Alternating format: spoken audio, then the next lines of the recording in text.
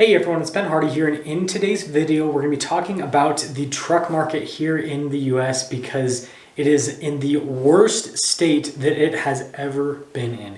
Before we get into this video though, as always, if you're going to save time and money the next time you purchase a car, link to my car buying guide in the description down below. Let's get into it.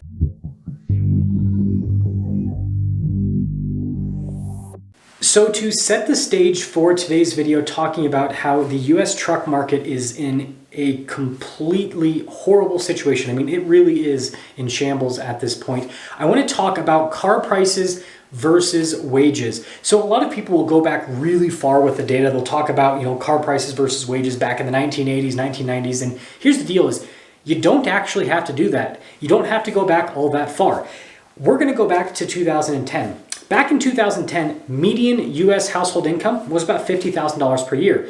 The average brand new car was less than $30,000, $29,000. Now fast forward to today, and median household income is a little bit over $70,000, and the average brand new car is just under $50,000. So wages have increased by about 1.4x, whereas car prices have increased by about 1.6x. Now that is car prices, that is not truck prices. I couldn't find a specific data set that showed truck prices from 2010 to 2023, but I do have, some, anecdotal evidence of what truck prices were like back then versus today, because I know a lot of people that sold trucks back in 2010, and I obviously review brand new trucks today. So let me tell you the pricing difference. So back in 2010, you could easily find a brand new pickup truck for less than $30,000. Now, I'm not talking about like a stripped out single cab work truck with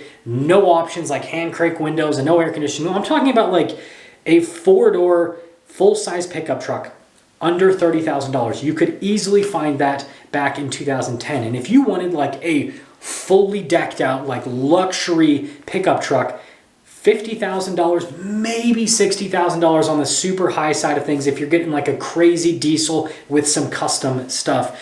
And that's what the market was like back then. Fast forward to today, and you can't even touch a pickup truck, a full-size pickup truck with 4 doors for like less than $50,000 for the MSRP price. And if you want that fully loaded top-of-line pickup truck, you're going to have to spend over $100,000. So in the same time span that wages have only increased by about 1.4x and the average car has increased by 1.6x, already outpacing wages, truck prices realistically have increased by about 2x. If you look at, pretty similar options from pickup truck to pickup truck from 2010 to today, you're looking at a 2x increase, far outpacing the rest of the car market and far outpacing wages. And so this perfectly explains why we are seeing the pickup truck market in shambles today. And just to prove how bad things are with the pickup truck market, all you have to do is just look at what pickup truck automakers are doing. So first off, pretty much every single pickup truck that is for sale on the market today, brand new, has some sort of discount on it from the manufacturer and definitely from a dealership. There are some exceptions, like with Ford, for example. F450s, those are still pretty hard to come by, and so you're not going to find a discount on that. But an F150, a 2023 model year truck, you better believe there's going to be a big fat discount on that pickup truck. So that's the first thing that shows you that there's, some weakness within the pickup truck market, is that dealerships and automakers are discounting the product. And not only are they discounting the product, but the product is not selling. The day supply number of pickup trucks has been pretty consistently increasing over the course of the entirety of this year, far outpacing the rest of the car market. The rest of the car market has an average new car day supply in the 60-day range, whereas the pickup truck market has averaged 90 to 100 plus days, depending on the brand, depending on the pickup truck, for most of this year. So pickup truck supply has far outpaced the rest of the industry, meaning there's been way more pickup trucks available compared to the rest of the cars in the market. And then again, the sales pace just hasn't been there. But that's not all. If you look at what truck makers are doing moving forward, it also shows you the weakness in the truck market. Nissan is leaving the full-size pickup truck market, as of the knowledge that's out right now. They said that they're discontinuing the Titan, and it doesn't look like they're going to be replacing the Titan with anything. Now, some people could say, well, Nissan just didn't sell that many Titans, so it makes sense. But Nissan was still selling about 25,000 Titans per year, and the Titan being a body on frame vehicle is less expensive to construct, and so they were surely still profitable on the Titan. It's just that moving forward, they're probably not even going to be able to sell 25,000 units per year, because all the other truck makers are also going to see their volume with sales decline as time goes on. And so again, the signs are all there. And so moving forward, the pickup truck market, unless there are some major changes, is just going to continue to contract. It's going to continue to get smaller. And so this would be the section of the video where I want to talk about my advice as a car journalist, as someone who reviews cars for a living, to automakers that are producing pickup trucks if they want the pickup truck market to be healthy like what it was back in, the olden days. Back in, 2010 wasn't necessarily the best year, but if you look at the 2010s, pickup truck sales consistently increased, and pickup trucks like the F-150, for example, it was consistently like the best-selling vehicle in the US, and I think that might come to an end very soon. So here's the advice. So first off, pickup truck prices have gotten absurdly high. They are way too high. Again, pickup trucks have outpaced the overall car market, and that just isn't going to work. And so the first thing that pickup truck automakers need to do is they need to pull back on their prices. The trucks are just simply too expensive. The next thing is to offer value. This is what pickup trucks used to do back in the day, and this is what pickup trucks don't really do anymore. Again, $50,000, $55,000 buys you a base model pickup truck that, has climate controls, has power windows. That's about it. You don't get heated seats, you don't get a heated steering wheel, you don't even, the rear glass in pickup trucks that, I feel like that almost became a standard feature prior to the pandemic, is now optional equipment in a lot of pickup trucks. Like $50,000 won't even get you a pickup truck with rear glass that'll open up. I mean, it's absolute insanity.